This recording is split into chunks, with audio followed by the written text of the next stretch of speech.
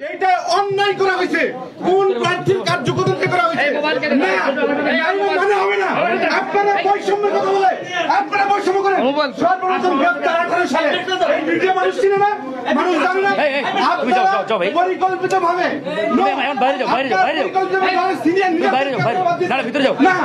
আমার গাজীপুরের তুমি বাইরে যাও আমার সঙ্গে নর্মাল মানুষের আমি ঘোষণা হবে, আমি যাব না। আমার নেতাকর্মী গাজীপুর থেকে আসতেছে, আপনারা অবৈধভাবে এই সংগঠনের স্থায়ী কমিটির মেম্বার সর্বপ্রথম গ্রেফতার মাহফুজুর রহমান খান রাশিদ খানের সাথে আপনারা তুমি ভিতরে আসো ঘোষণা হবে তো না। আমাকে চিনে না মিডিয়া ওনার সাথে আন্দোলন আমি ঢাকা বিশ্ববিদ্যালয়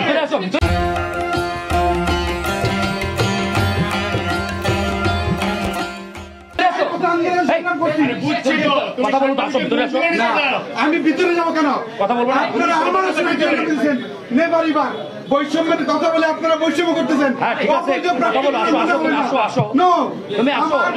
আমার লোকাল আমি সর্ব না তোমার করতেন কেন করছেন? আমি 6 বছর আন্দোলন করতে পারবো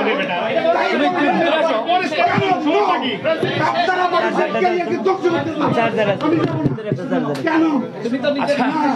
তুমি আসো, ঠিক আছে দরকার নাই।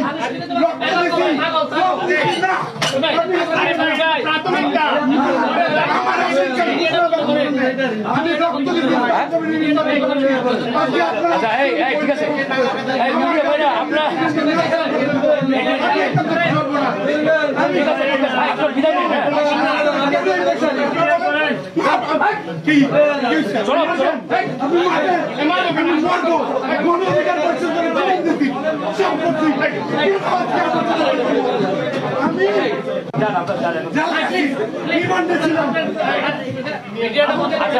আমি রিমান্ডে ছিলাম, আপনার সাথে রিমান্ডে থাকি না।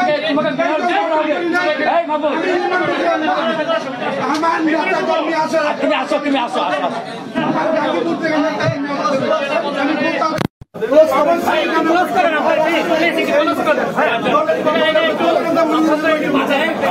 সাংবাদিক ভাইরা এখন সেটা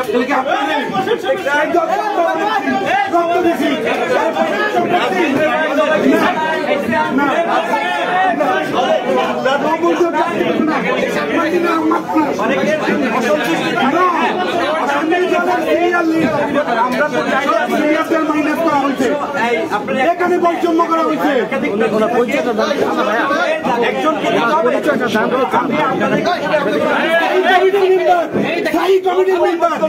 সর্বপ্রথমে দল বানাইছি আমি, রাশেদের সাথে প্রথম গ্রেফতার মাহফুজুর রহমান খান, আমাকে এখানে বঞ্চিত করা হচ্ছে। আমি রক্ত দিচ্ছি, আমি এই দলের স্থায়ী কমিটির মেম্বার। আমি 18 সালে গ্রেফতার হয়েছি। এই যে রাশেদ খানের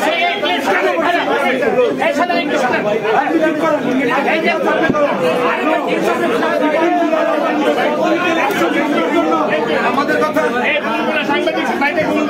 আমরা ভাই আমি গণ অধিকার পরিষদের উচ্চতর পরিষদ সদস্য। এই আপনারা আসন বিক্রি করে আমাকে বুঝান যে মানসিক বিকারগ্রস্ত। আসন বিক্রি করছেন আপনারা, আসন বেচছেন আপনারা। নেভার মাহফুজ রক্ত আপনার সাথে রিমান্ডে ছিল না, আমার আসন আরেকজন আমি কেন ঘোষণা জেলখানায় ছিলাম। এই দল গঠন করছি আমি মাহফুজ রক্ত দিয়া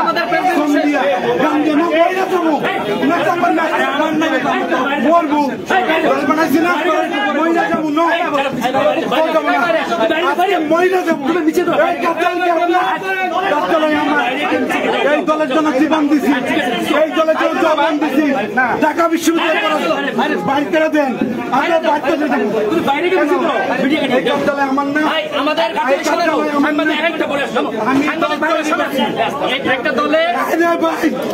এরা দুর্নীতি বৈষম্য করে আসন কেন বিক্রি করলো ভাই?